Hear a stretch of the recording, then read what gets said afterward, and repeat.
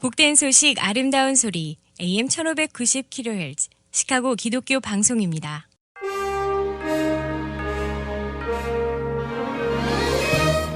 여러분 안녕하십니까? 5월 7일 금요일 KCBS 헤드라인 뉴스입니다. 기독교계 소식입니다.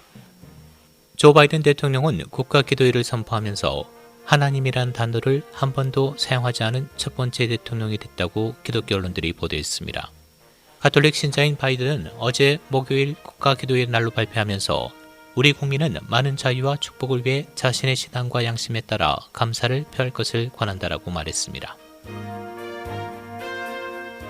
뉴욕, 뉴저지, 커네티컷주의 예배 참석 인원 제한이 1년 2개월 만에 완전히 해제돼 정상을 회복하게 됐습니다. 언론에 따르면 코모 뉴욕 주지사는 뉴저지, 커네티컷 주지사와 협력해 종교단체, 식당, 체육관, 매장 등 대부분 시설의 인원 제한을 해제한다고 발표했습니다. 그러나 교회들은 마스크 쓰기와 사회적 거리두기 규정은 준수해야 합니다.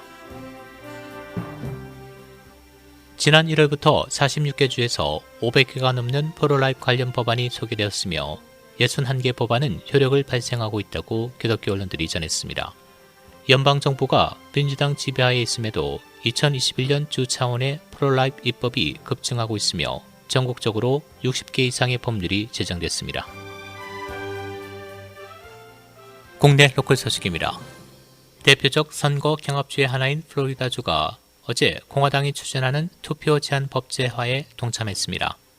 언론에 따르면 공화당 론 드샌티스 주지사는 어제 투표 절차를 더 까다롭게 만들고 새 규칙을 따르지 않으면 처벌하는 광범위한 투표 개혁 법안에 서명했습니다.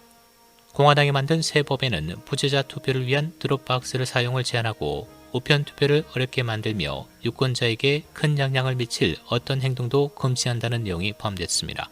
작년 미 대선에서 트럼프 전 대통령이 패한 이후 공화당은 투표권 제한 시도에 나섰고 조지아를 시작으로 수십 개 주가 입법을 마쳤거나 법 제정을 추진 중입니다. 백악관은 이에 즉각 반발하고 나섰습니다. 파이자 바이온테크가 어제 16세 이상을 대상으로 한 코비드 백신에 대한 FDA의 완전한 승인을 위해 FDA에 신청을 시작했다고 밝혔습니다. FDA가 이를 승인하면 미국 최초로 완전 승인된 코비드-19 백신이 될 것으로 보입니다. 파이자의 mRNA 백신은 현재 FDA의 긴급 사용 허가에 따라 사용 접종되고 있으며 관계자는 현재까지 미 전역에 1억 7천만 개 백신이 배포됐다고 밝혔습니다.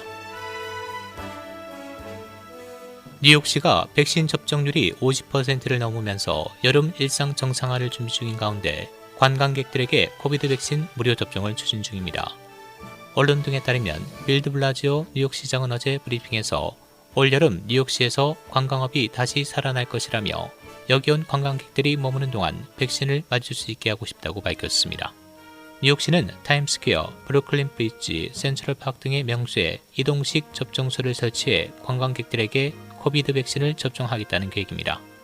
관광객들에게는 1회 접종만 필요한 존슨앤존슨 백신을 접종합니다. 아이다호의 한 중학교에서 어제 총을 가지고 등교한 6학년 여학생이 학생 2명과 관리인 1명을 쏜 뒤 교사에게 제압당했다고 수사당국이 발표했습니다. 경찰은 기자회견에서 총에 맞은 3명은 모두 팔다리에 맞아 생명에는 지장이 없다고 밝혔습니다. 제퍼슨 카운티의 스티브 앤더슨 보안관은 소도시 릭비에 있는 릭비 중학교에서 이 소녀가 백팩에서 권총을 꺼낸 다음 교실 안팎에서 여러 발의 총을 발사했다고 말했습니다. 경찰은 범행 동기와 총기의 출처에 대해 조사 중입니다. 일리노이주에서 코로나 바이러스 지표가 지속적으로 개선됨에 따라 관리들은 주가 완전히 재개될 가능성과 함께 정상으로 돌아가는 로드맵을 제공했습니다. 앞으로 몇 주 안에 모든 것이 계획대로 진행되면 프리츠커 주지사는 6월 11일에 완전 재개 계획에 5단계에 들어갈 수 있다고 말했습니다. 최근 일리노이주에서 코로나 바이러스와 관련된 사망자가 증가했음에도 불구하고 프리츠커 주지사는 양성률과 확진 사례 수를 포함한 다른 지표가 주정부가 전염병과 싸우고 있는 위치에 대한 명확한 그림을 제공하고 있다며 일리노이가 리오픈 계획의 새로운 단계로 나아갈 수 있다고 말했습니다. 한편 일리노이주 공중보건부는 어제 40명의 사망자를 기록했는데 이는 3월 중순 이후 하루 만에 가장 많은 수치입니다. 그러나 프리츠커 주지사는 이러한 최근 사망자 수 증가는 일부분이라며 브릿지 단계로의 전환 결정은 소위 후행 지표보다 양성률과 새로운 확진 사례와 같은 선행 지표를 기반으로 한다고 밝혔습니다. 지난 2주 동안 확진 사례 수가 감소하기 시작했으며 어제 보고된 1,778건의 신규 확진 사례는 3월 말 이후 하루 동안 가장 낮은 증가율을 기록했습니다. 주 전체 양성률은 현재 3%로 주가 3월 중순에서 하순에 기록한 점수에서 크게 하락한 수치입니다.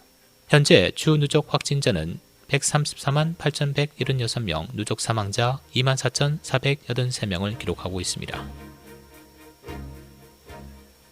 레이 카운티 서버브 관리들은 카운티 교도소의 주거용 파드 중의 하나에 최소 11명의 수감자가 코비드 양성 반응을 보여 면밀히 모니터링하고 있다고 밝혔습니다. 관계자에 따르면 수감자는 지난 4월 30일 감옥의 주거용 파드 중의 하나에서 코비드 증상을 처음 보이기 시작해 감옥의 의료실로 옮겨졌습니다. 같은 날 새로 수감된 한 수감자도 양성 반응을 보였습니다. 이후 5일 동안 주거용 파드의 모든 수감자들이 검사를 받았으며 9명은 최종적으로 바이러스 양성 반응을 보인 것으로 알려졌습니다. 국제 소식입니다. 미국이 코로나 백신에 대한 직접 재산권을 면제하자는 제안을 독일이 공식적으로 거부 의사를 표시했다고 언론이 전했습니다. 독일 정부는 어제 성명을 내고 백신 보급이 증가하는 것은 가장 중요한 것은 생산 능력과 품질 관리이지 지적 재산권과는 관계가 없다라고 말한 것으로 보도됐습니다. 한국 내 코로나19 신규 확진자 오늘 0시 기준 525명으로 이틀 연속 500명대를 기록했습니다. 전국 다중이용시설에서 집단 감염도 잇따르고 있는데 이런 가운데 인도에서 머물던 한국 교민 200여 명은 오늘 오전 특별 기편을 통해 귀국했습니다. 날씨입니다. 오늘은 대체로 맑은 날씨 보이겠고 일부 흐린 지역이 있겠습니다. 오늘 낮 최고 기온 58도, 밤 최저 기온 38도.